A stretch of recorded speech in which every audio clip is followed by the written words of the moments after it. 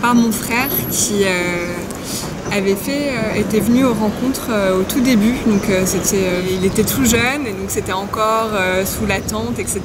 Et voilà, j'avais en tête qu'il avait eu cette expérience très forte. Et moi, 10 ans, 15 ans plus tard, j'ai eu envie de tenter l'expérience aussi.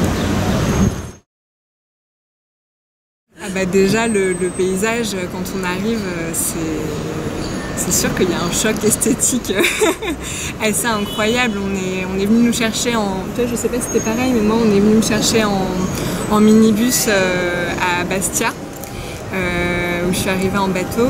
Et donc l'arrivée progressive dans les montagnes avec cette vallée comme ça, ce paysage couper le souffle, pour moi ça a été vraiment oui, un choc émotionnel, je dirais, et puis ça s'est renouvelé chaque jour. Hein.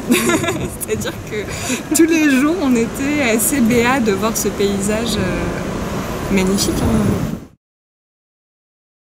On s'est rencontrés pendant le stage. Parmi les 83, on était 83 stagiaires, il me semble. Quelque chose comme ça, oui.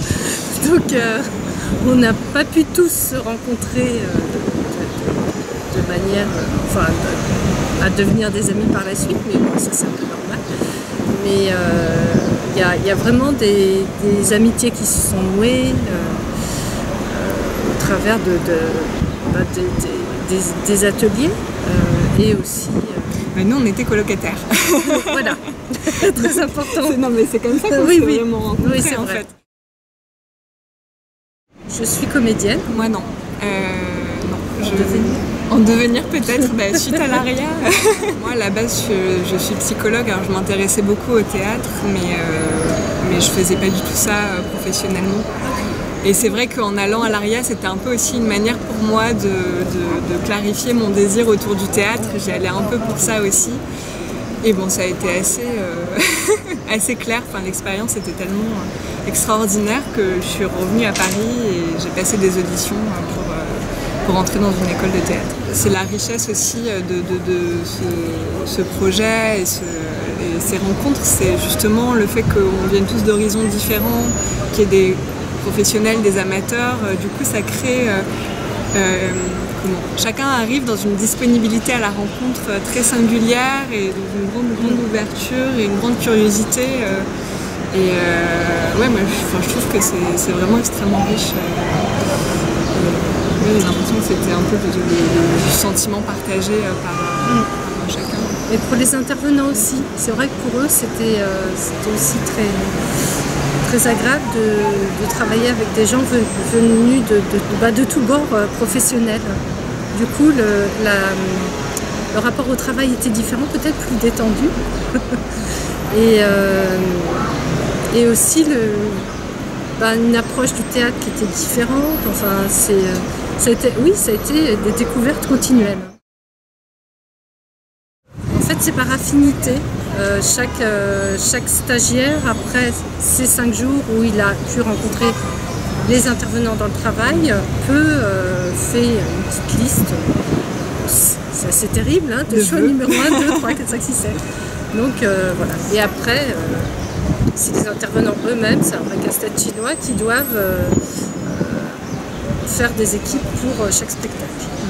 Alors moi j'étais sur Moby Dick, l'adaptation de Fabrice Melchior, et c'était Marie Favre qui était l'intervenante qui mettait en scène ce spectacle. Et toi? Moi j'étais sur la Petite Danube, qui a été montée par Olivier Letellier. Une fois les choix réalisés, ce qui était bien, c'est qu'on continuait en partie ces différents ateliers avec différents intervenants. Et en parallèle, on commençait à travailler sur notre projet de mise en scène.